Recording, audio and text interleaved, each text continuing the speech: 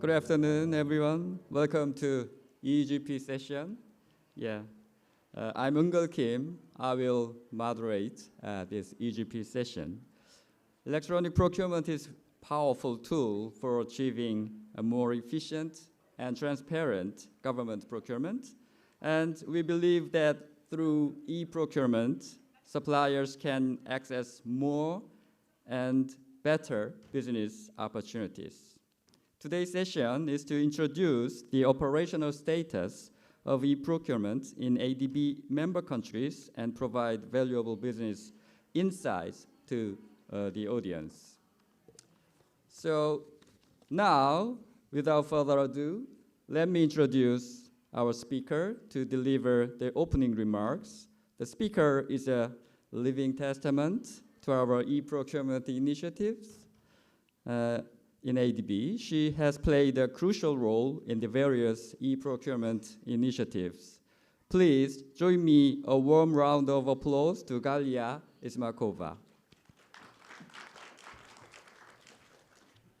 Thank you, Eungeul, for very, very warm welcoming remarks to me. So, distinguished colleagues, esteemed guests, and valued partners. I see that we have very few people. And clearly, you won the lottery.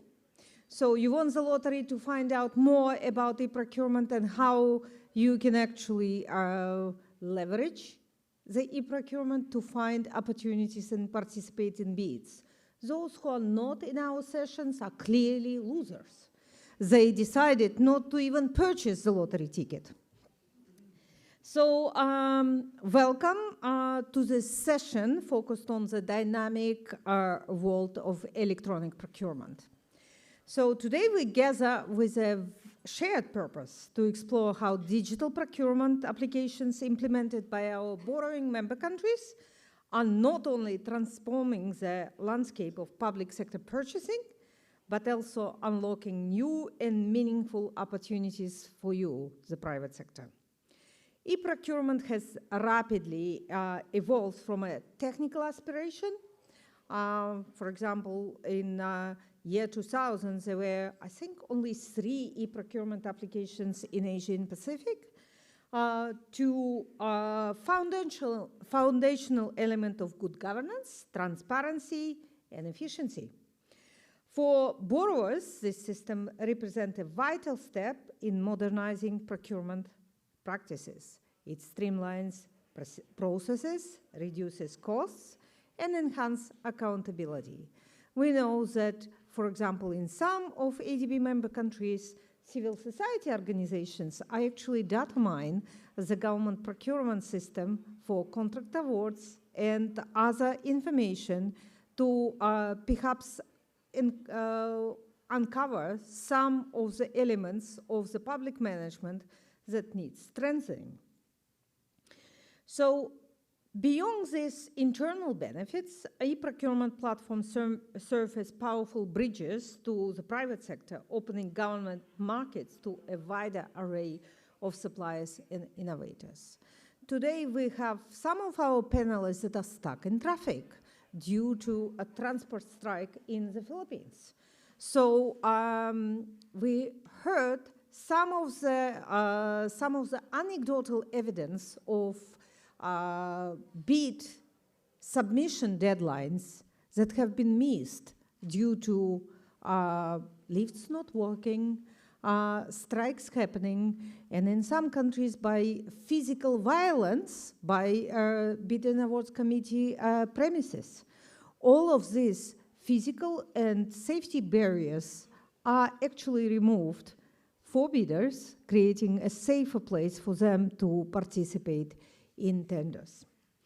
So as the private sector seeks clearer pathways to government contracts, the adoption of e-procurement applications presents greater visibility, improved access to bidding opportunities, and more level playing field for businesses, regardless of their size or geography. I see that despite the transport strike on the road, we have the pleasure of welcoming Ms. Jean-Marie Enrico Gaon, Executive Director of Procurement Service, Department of Budget and Management, and operator of Philippine Government Electronic Procurement System. She is here with us today. So what we have is connecting suppliers and service providers directly with procurement entities. These platforms foster vibrant competition, drive innovation, and ultimately contribute to economic growth. I remember that I was actually involved in a technical assistance to the strengthening Philippine government electronic procurement system. And this was one of the first ADBTAs specifically looking at digital procurement. And what we uncovered then is that even supplier participation in an archipelago nation such as Philippines, where previously the suppliers were limited to a specific island group, for example, Luzon, Mindanao, or Visayas, started trading across the archipelago and an increased participation of the bidders in the Philippines. Many of our developing member countries have ability for the foreign suppliers, bidders and contractors, to register in their electronic procurement system, which allows them to participate in contracts, for example, such as funded by Asian Development Bank, World Bank, and other development partners, where more wider eligibility criteria applies. And many of our developing member countries also sign trade agreements. And some of them are also members of WTO GPA. For those of you who do not know, WTO GPA stands for World Trade Organization Government Procurement Agreement. And those countries that sign Government Procurement Agreement, which is a plurilateral agreement, are actually opening their government procurement to other states in this particular agreement. So it is very, very important for you as a private sector to monitor such opportunities across the borders, outside the normal domestic operations that you might have. Today, I would like to welcome here on stage Yong Kil. Please come in. So Yong Kil is moderating this session. Mart Kaltapuriv, our principal procurement specialist, also in charge of e-government procurement agenda and country procurement systems. Welcome, Mart. Soma Misra, who jumped the ship and went for a short-term assignment from procurement department to digital sector. Yang Zong, who is helping us with digital procurement agenda and country procurement systems. Yang Zong used to work for Bhutanese government and has hands-on experience in electronic procurement. And last but not the least, we have Jean-Marie Enrico Gaon, Executive Director of Procurement Service, Department of Budget and Management.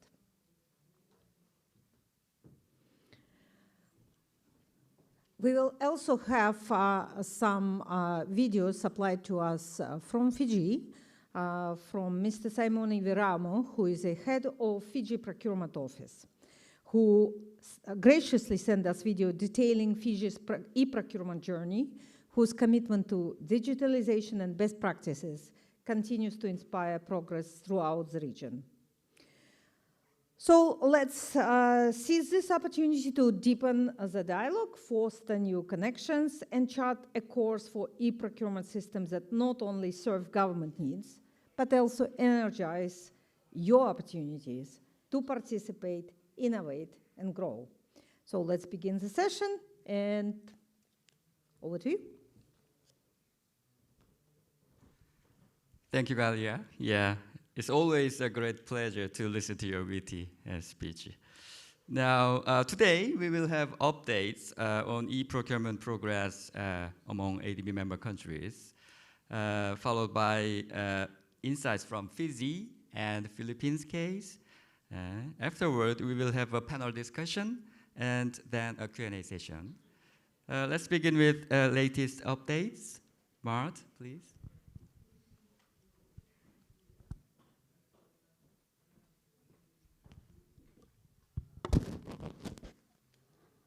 Thanks, Yanko and Director Galia.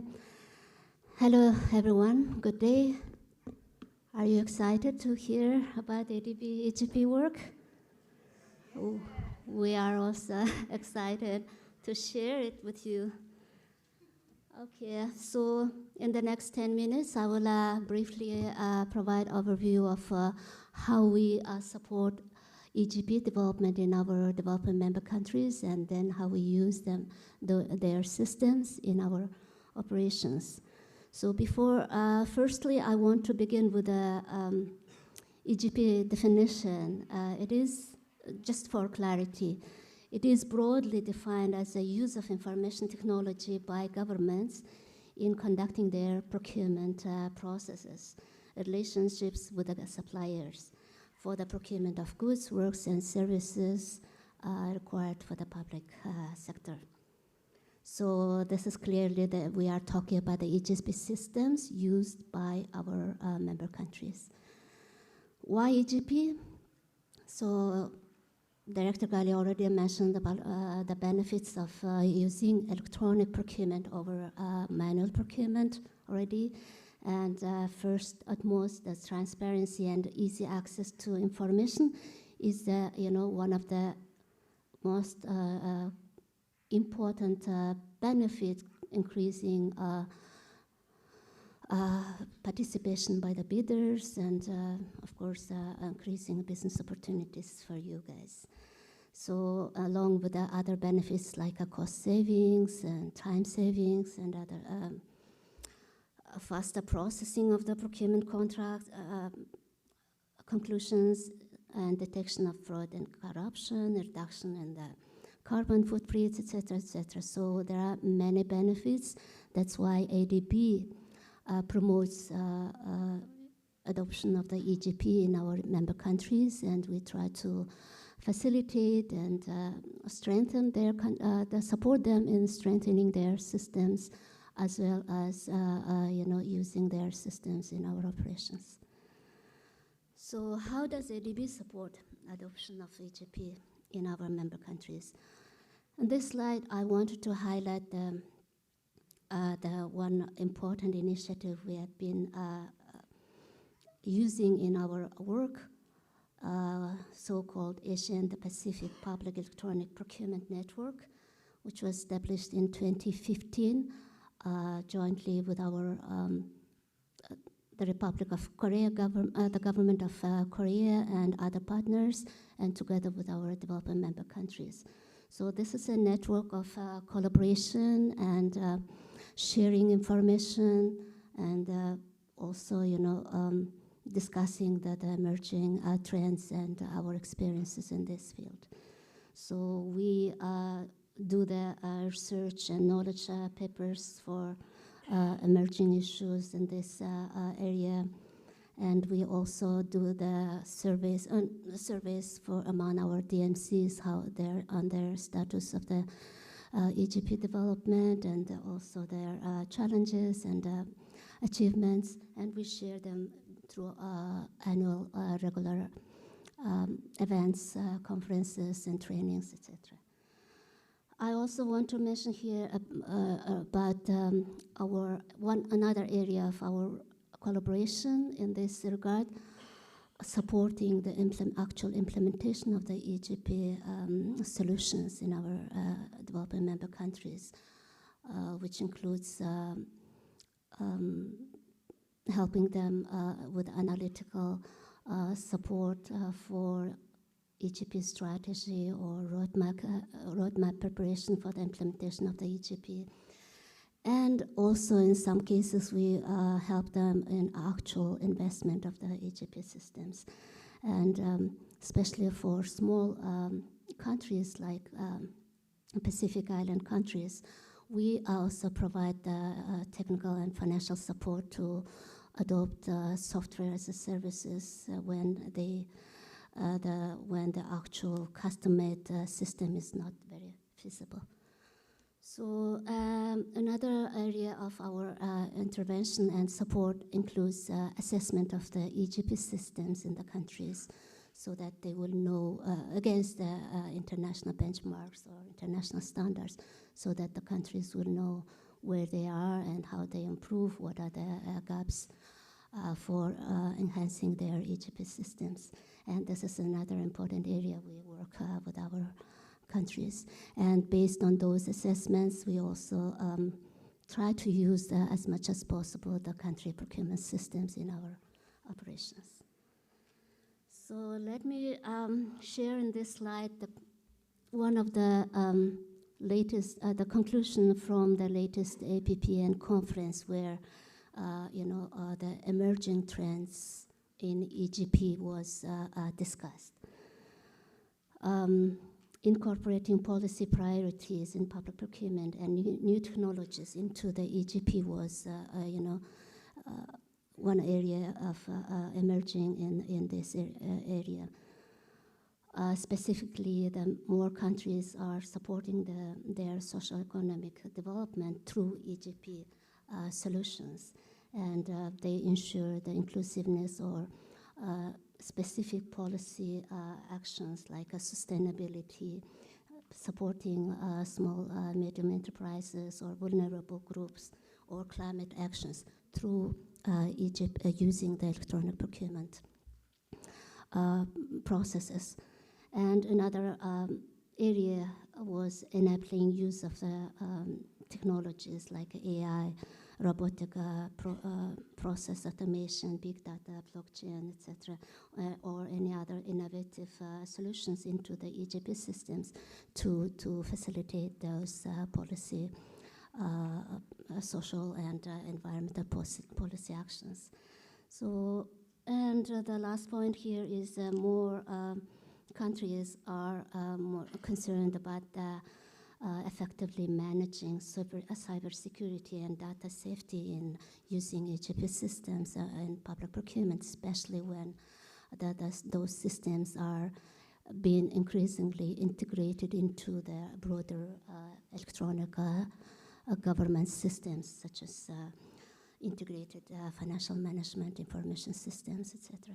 So those are the, I'm showing those conclusions or key points from our the latest conferences where all our DMCs and other partners participated, just to show you what are the emerging trends in this area. And if you are having expertise in this and experiences in those areas, so this is another business opportunity for you to, be involved and help the governments and ADB to reach those objectives. Okay, so let me move to the statistics on EGP work. So this slide graph shows the use of EGP by our ADB-funded projects in the last 10 years. So you can see there is a significant growth of using electronic procurement in our operations. For example, in 2015, we had only 13 projects, ADB-funded projects of 2 billion value. We're using some level of electronic procurement system in our countries. Now we have, last year, it shows almost 4 times of those numbers, like more than 55 projects with a worth of more than 10 billion are using electronic government procurement systems. So this trend is also shown in this graph, where at the package, contract package level, we also have the increasing trend of using electronic procurement systems in our projects. Okay, let me move to the EGP system assessment part of our work. So I try to show here the entire list of the EGP systems of our development member countries in this table, which have been evaluated by ADB. When we evaluate assess the EGP systems of the government, we use international benchmarking tool called MDB's EGP guideline to see if those systems are secure and also meets all our requirements of to be effective and transparent. So it shows that more than 100 assessments have been done in the last 10 or more years, and almost 90% of them were approved for use in ADB projects. And you can see a majority of those approved systems are in India, 74, but because the India has different systems in different states, different installments, although there is sometimes the prevailing system prepared by the central government, so-called NIC system, is widely used, but there are some private systems also adopted in different states. So those 74 systems I will show in the next slide, but in this table you can see Armenia, Georgia, China, Mongolia, Bangladesh, India, Nepal, Indonesia, and Vietnam, and some Pacific countries, those highlighted countries where I included the direct link of their EGP systems, have been used by ADB as an accredited system for our projects. And another point here I want to make is Pacific countries' use of EGP. I will also show you another slide on the details of EGP use in each of their countries, but there are two main systems used in Pacific countries, which is not the country tailor-made system, but it is a software as a services. As I mentioned earlier, it is a most suitable solution for those countries, and they prefer using those ready systems. And then you can see the direct links in the next slide. And also in this slide, I want to highlight the PRC, China EGP, where we indicated the national EGP portal, where you can find all opportunities through that single portal. So it is also shown here as a link.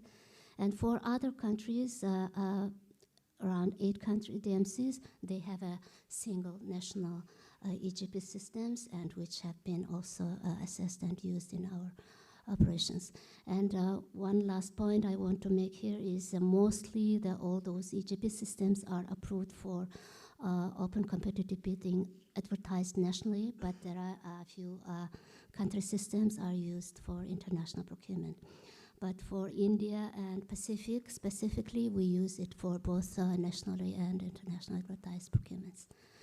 Okay, so this is our last 2 slides where I said that the details of the India systems, the list of the websites are shown here and by states, and then the last slide is about the Pacific EGP systems, which is mostly SaaS, software as services of TenderLink and Intel. So that's all my presentation. I hope I fit in the time. And thank you very much for your attention, and I'll be happy to answer questions if you have during the Q&A session. Thank you. Okay, thank you, Mart. Yes, it was very comprehensive, very informative presentation. Let's move on to the practical solutions. We have very special videos from Fiji, and it's a kind of short video, but it will be very interesting to understand what Fiji procurement and service had do. Can you play the video?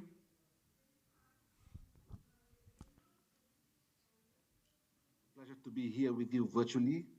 And I want to thank ADB for inviting me to share some insights into our e-procurement journey. So please bear with me for the next 3 to 4 minutes as I present our experience in Fiji. So not long ago, government procurement in Fiji was slow. Lots of paper filled with long lines and manual submissions. And we knew from the beginning that we had to change. So that's really how our e-procurement journey began. So our vision was quite simple: create a system that is transparent, efficient, and accessible. And it wasn't just about digitizing forms, from our opinion anyway. It was about modernizing an essential function of government. So our goal was quite clear: trust, speed, and more importantly, equity. So to achieve this, we had to make a bold decision. So we adopted a software as a service platform, or SaaS. And when we started, a lot of people asked, why SaaS? Why not build a system from scratch?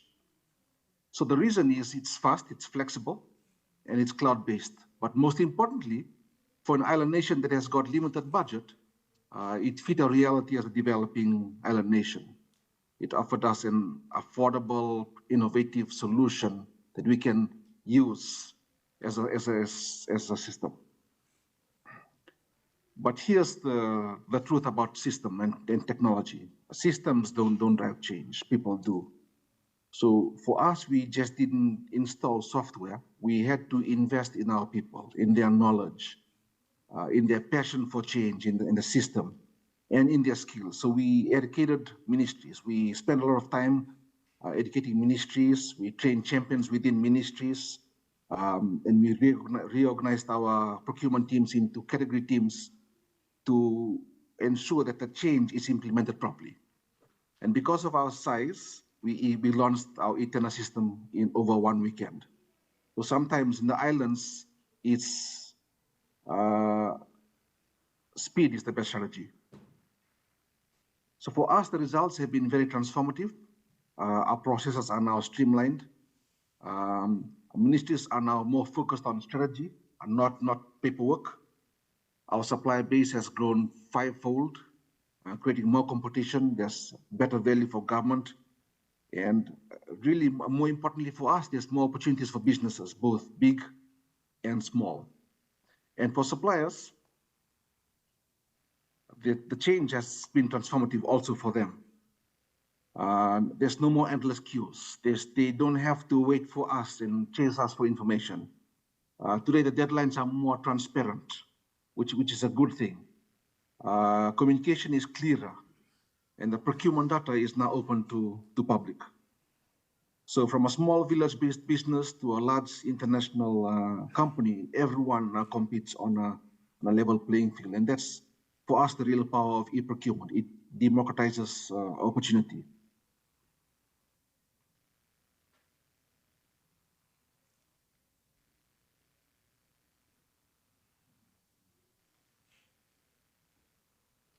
So what have we learned? We have learned that technology alone does not create transformation, people do. And true change happens when we connect the head with knowledge, the heart with purpose, and the hands with action. So as a head of Fiji Procurement Office, I can confidently say this: procurement hasn't just modernized how the government buys. For us, it has reshaped the relationship between government and suppliers, making it faster, making it fairer, and more transparent. But this is in the end of our journey, as we know. And as new systems come up, we have to adapt. And this is only the beginning. And we understand that innovation serves both government and the people we serve.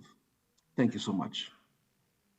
Okay, thank you. Thank you, Simon. He took the video and sent it for us. And it's very interesting case. And today, we also have very distinguished guests from Philippine government.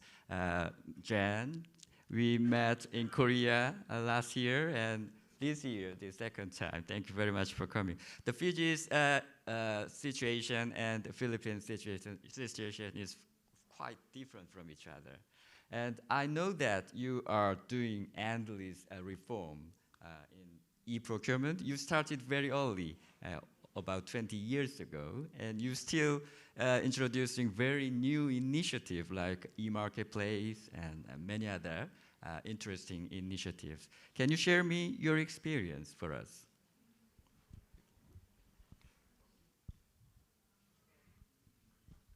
Yes, hello. Good afternoon. Yeah, good afternoon, everyone. And we thank also Asian Development Bank for the invitation and the opportunity to be able to share the Philippine government electronic procurement system, at least for those who are not yet aware of it. But for those who are already familiar with it, the PhilGEPs, at least to introduce or mention what are the additional features under the modernized Philippine government electronic procurement system. So I did not prepare a presentation because in the interest of time, just a rundown of what we have now, especially under the new Government Procurement Act. So the management and operation of the PhilGEPs is lodged with PSDBM, or Procurement Service Department of Budget and Management. So that is our office, PSDBM. PSDBM, just as a bit of background, was born in 1978. So also, we are not a young organization. It was born by way of Letter of Instructions number 755, issued in 1978 by the then President Ferdinand Marcos, who is the father of our now President Ferdinand Bongbong Marcos Jr. The mandate of PSDBM is to establish a central procurement system for procurement of common use supplies and equipment for the national government and all its instrumentalities. By way of the enactment of the new Government Procurement Act just last year, the clientele of PSDBM has been expanded to cover now also local government units. So PSDBM is now servicing the common use supplies and equipment requirements of all national government agencies, state universities and colleges, government financing institutions, down to local government units. And part of PSDBM's mandate is to operate and manage the PhilGEPs, which was launched in year 2000. It's actually, we're turning 25 years old now for PhilGEPs. So it was launched in year 2000 by way of Executive Order 322, which was issued by the then President Joseph Estrada. EO 322 was aimed to promote transparency, efficiency, and accountability in government procurement with the use of digital technology. It was called then the EPS, and over the years it was renamed as, or the Electronic Procurement System, and then over the years it was renamed as PhilGEPs, or Philippine Government Electronic Procurement System. So yeah, yung call was right. The establishment of the EPS made Philippines one of the early adopters of electronic procurement. Over the years, the EPS, yeah, I mentioned that, and PhilGEPs has served as the central portal for procurement information on government procurement for the entire Philippines. So we have just a single electronic portal, and that is the PhilGEPs. In 2018, the virtual store was launched. This was one of the first e-commerce platforms that was introduced. This is an e-commerce platform that is used by procuring entities to procure CSE from PSDBM. CSE is Common Use Supplies and Equipment. In 2019, the fully modernized PhilGEPs was officially launched with additional features.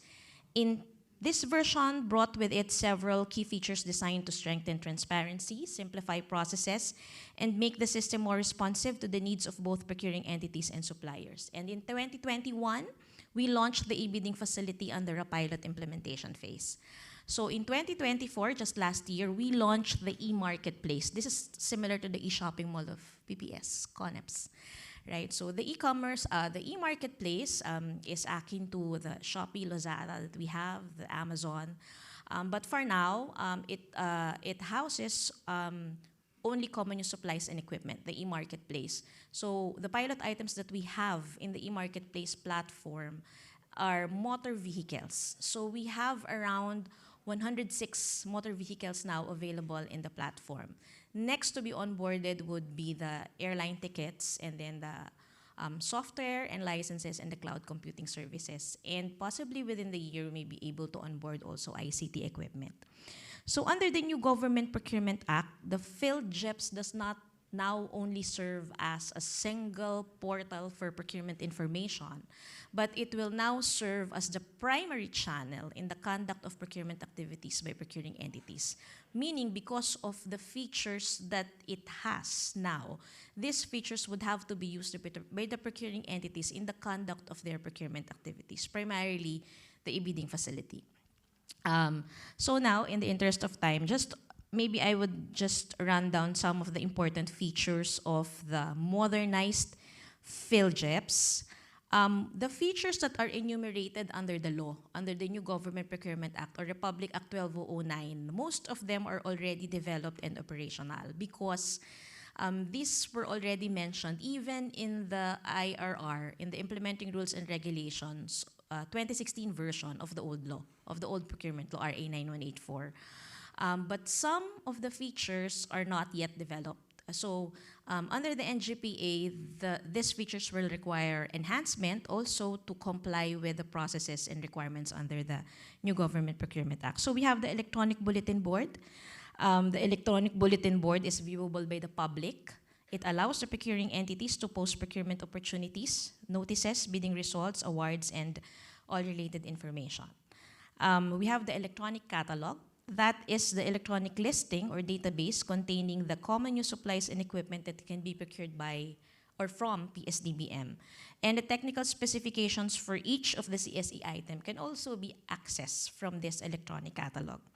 We have the virtual store, which I mentioned already. The virtual store and the e-marketplace are the e-commerce platforms. For the virtual store, the items placed there are procured by PSDBM. And the features in the virtual store are, there is a search, select, add to cart, and purchase feature.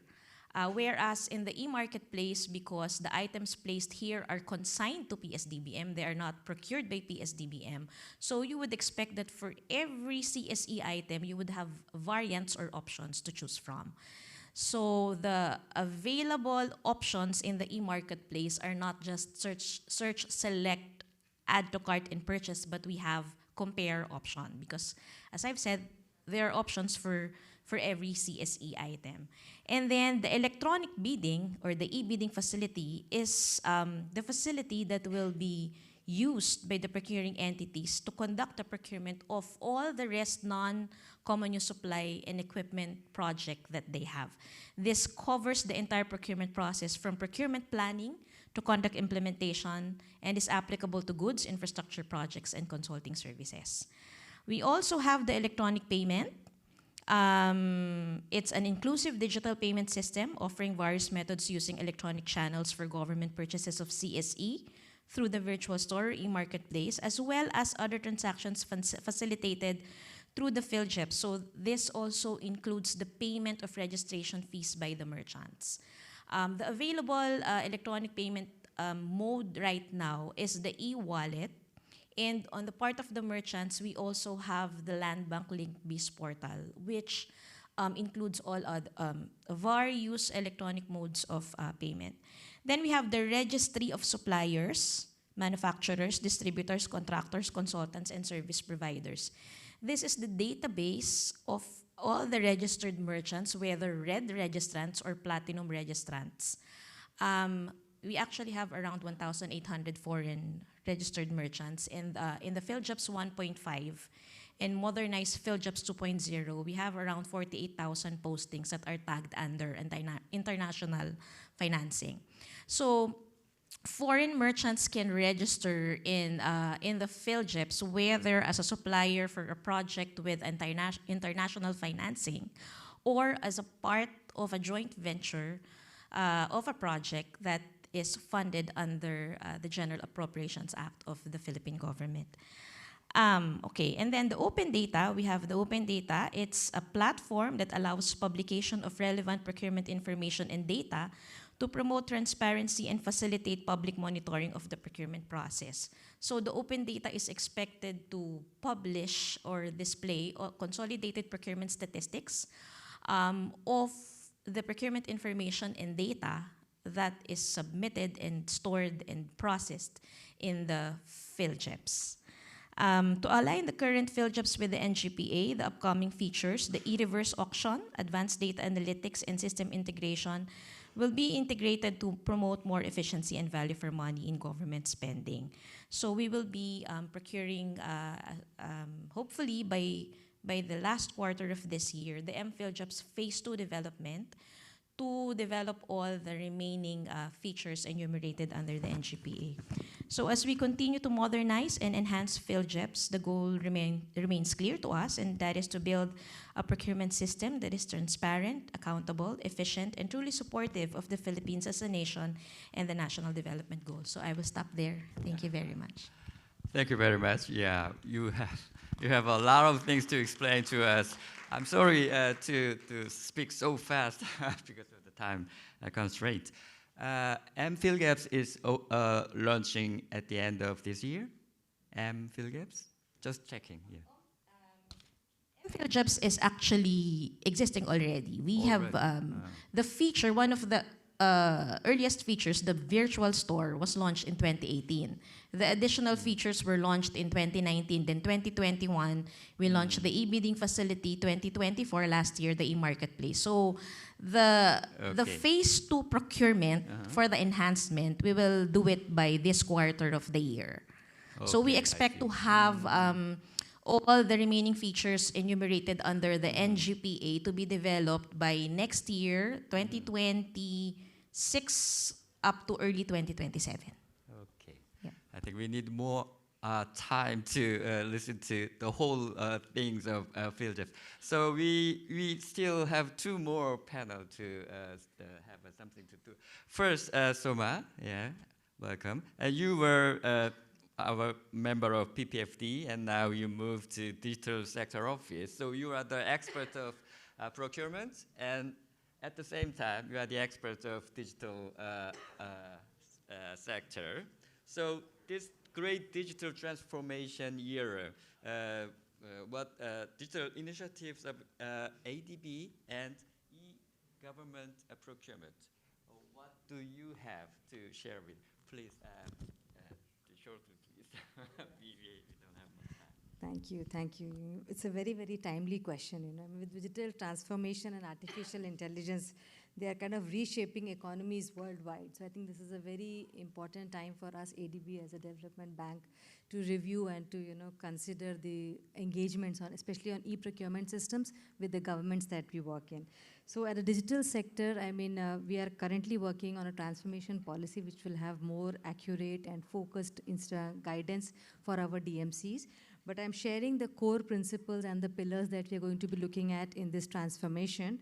First of all, we want to clarify, I think in Mark's presentation also we saw that the objective and the focus is not on duplication.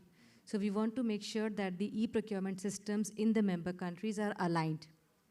Right, so you don't want to create a new system for purpose of ADB reporting or monitoring or tracking, right?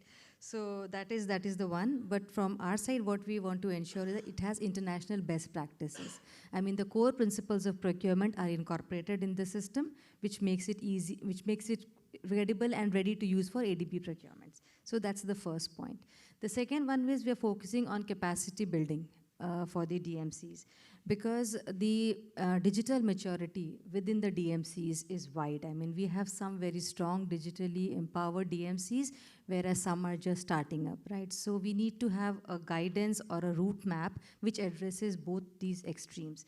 So we are focusing on capacity building for digital skills in the DMCs, both on using of the digital systems as well as onto if there is a options to upgrade and to, because it's fast paced.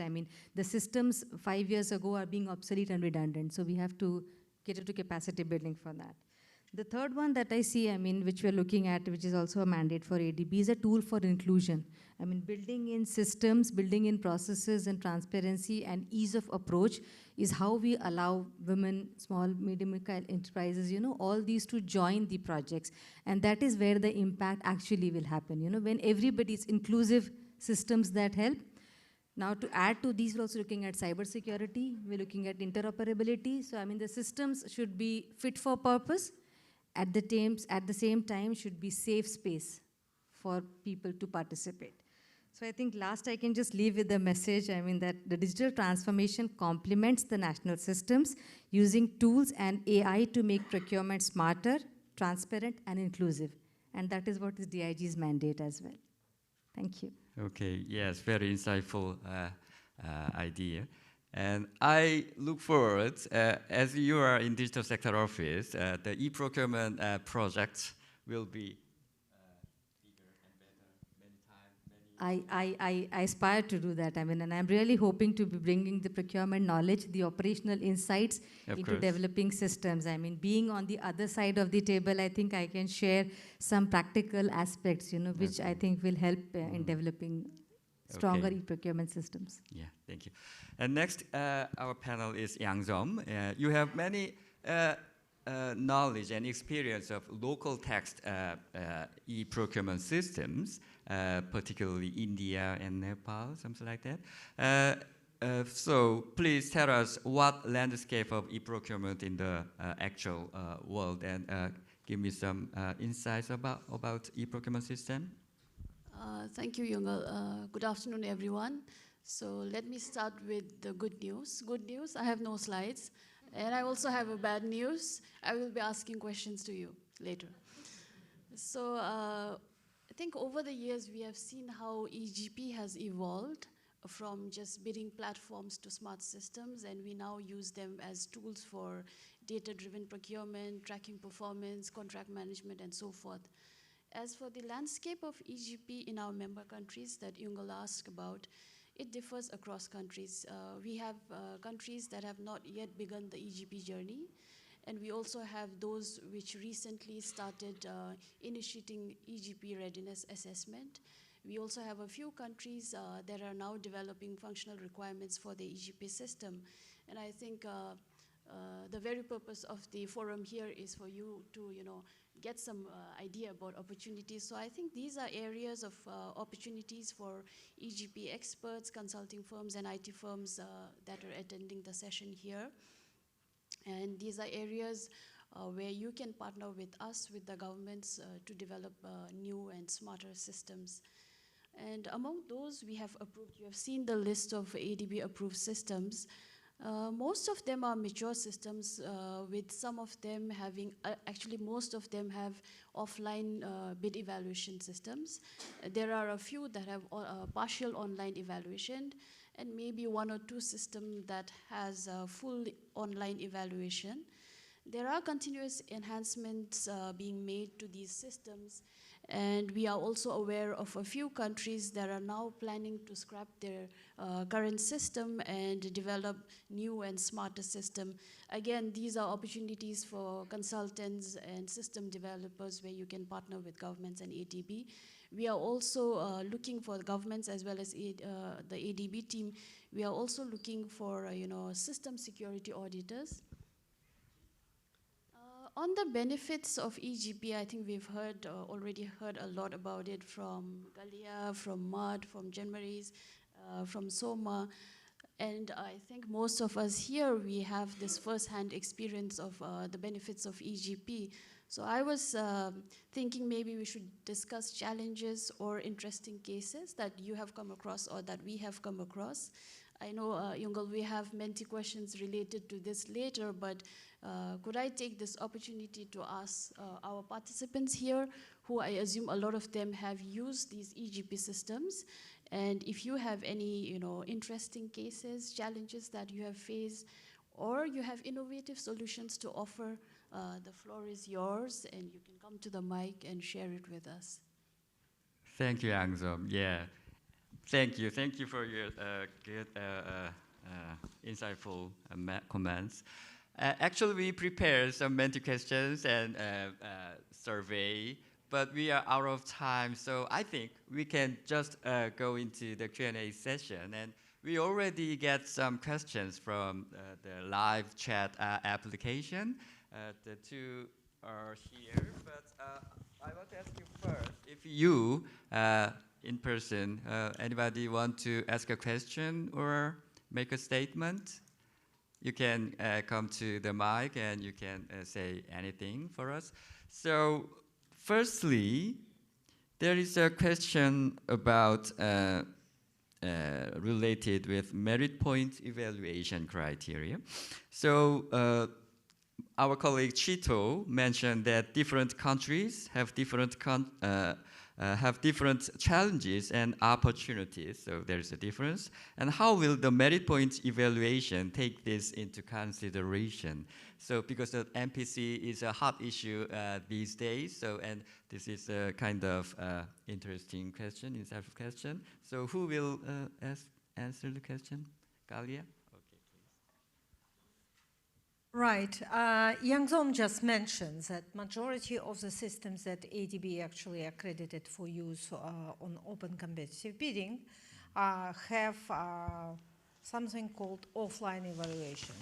Offline evaluation means that the evaluation is not done by the system, it's done by the humans, and the results or ratings are entered by the human into the system, for example, to facilitate opening of financial proposals.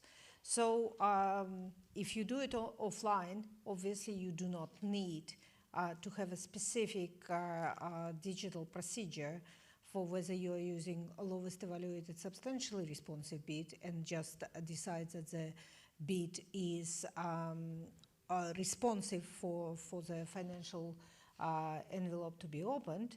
Or, for example, it reached the technical threshold, which was defined by the bidding documents.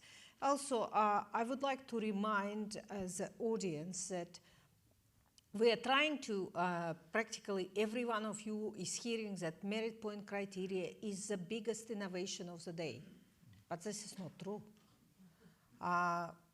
We have been using quality and cost-based selection for consulting services for the past 25 years. And this is merit point criteria, in a way. So essentially, when the government systems already are using quality and cost-based selection, there is very little that needs to be done to put it into the same type of evaluation methodology for works on goods. So essentially, what we are talking about putting the same type of quality thresholds that we had for many, many years for services, and many of our borrowers had for many years in their own domestic procedures throughout foreign assisted projects as well. Okay, yes. So there's only one question on the left. Oh, okay, please. Yeah. Can you move to the mic? Thank you. I'm Mel Flanagan from Nook Studios from Australia. So I'm an open government advocate, but also a designer and technologist. I have two questions. One is, are the systems that are being put in place, are you adopting things like the open contracting standard to allow for that sort of a standard so different systems can be connected and compared? So that's my first question. And second question, is there a way for organisations like us from Australia who want to work in different regions and different countries, is there a platform where there's some way to facilitate connections with local companies and organisations? Because I feel like that would be enormously helpful for us coming into new markets to kind of find the right kind of partners to work with. So, because we have governments wanting to partner with us here when we want to be able to find local businesses to work with. So that's just my second question. Okay. Right. Open contracting data standards, for those who are unaware of those, are the standards that have been developed by the international NGO called Open Contracting Partnerships. So open contracting data standards is the type of standard that allows any technology to mark purchases or contracts in a way that are tracked per categories of spend, and also for contract awards and contract management. ADB has been an advocate for use of OCDS in many countries. However, it is the decision of the government whether OCDS is taken or not. From what I hear from the field jobs, they are the converts to OCDS, and the field jobs allows these standards to be used, and for you as a company or organization to actually see it. In some of the countries, for example, in Kyrgyzstan, we have seen that OCDS have been switched on and then switched off. So from time to time, we are having a pendulum of some of the governments thinking, okay, that's a great idea, and then all of a sudden, they decide maybe it's not the greatest of ideas. Sometimes when we work in a policy dialogue with the governments, we are suggesting that they actually essentially put OCDS in their system, but perhaps not use it as open. Because even for the government itself, even if they don't open it to all outsiders, it is useful to know where the money goes. So we're trying to say to them, look, even if you are not yet ready to be transparent to others, be transparent with yourself. On your second question, whether we have any platform that allows you to partner with others, unfortunately, the answer is ADB does not have this specific platform. We're using this event, such as Business Opportunity Fair, for you to make such connections face-to-face with others. We also have 2 LinkedIn groups. One of the LinkedIn groups is called ADB Consultants Networks. It currently has over 13,000 members. Okay, I'm the manager of this group. And another one of these platforms is a LinkedIn Suppliers Network. The Consultants Network is substantially more active than the Suppliers Network. There are also Suppliers Network by the MFAT New Zealand and DFAT Australia. Also, Australian government have, for example, one of the platforms that I think is fantastic called AusConnect. And AusConnect allows second tier of subcontractors to be searchable by the main contractors. So because majority of our funding is actually going directly to the government systems to procure, we are unable at this point of time to create such an interface for the suppliers and contractors. However, I encourage you to use the above mentioned platforms to forge connections. Okay, thank you very much. Yeah. Uncle, can I just quickly make one point on the information where you can find the list of those EGP systems I mentioned in my presentation? I think the Development Asia event will show all our presentations, yes. where you can choose the EGP session and then see all the links, and then you can reach out for more details to the government on the EGP. Okay, yes. Thank you. Yes. Yeah, just a quick addition on what Gilia mentioned about OCDS. Yeah, PSDBM has been working with OCP, Open Contracting Partnership, and also an advocate of open government here, because we actually submitted an entry, a challenged entry with the Open Government Partnership that is supposed to be completed in a 3-year term. So starting 2025 up to 2028. So we did a LIFT project with the OCP, and regarding the OCDS, yes, that is one of the commitments of PSDBM. It's actually already written in the new Government Procurement Act, the OCDS. So it's really easy for us to adopt this and the system to adopt it. So we hope that the OCDS, because right now the data in the field jobs are not yet machine readable, but we hope in the MPhil jobs phase 2 development it will be captured there. Okay, thank you. Yes. Only one question. We only had one question. So anyway, now it seems it's already over No, no, no, there's no time. There's no time, sorry. Yeah. There is time for mention. I'm overruling you.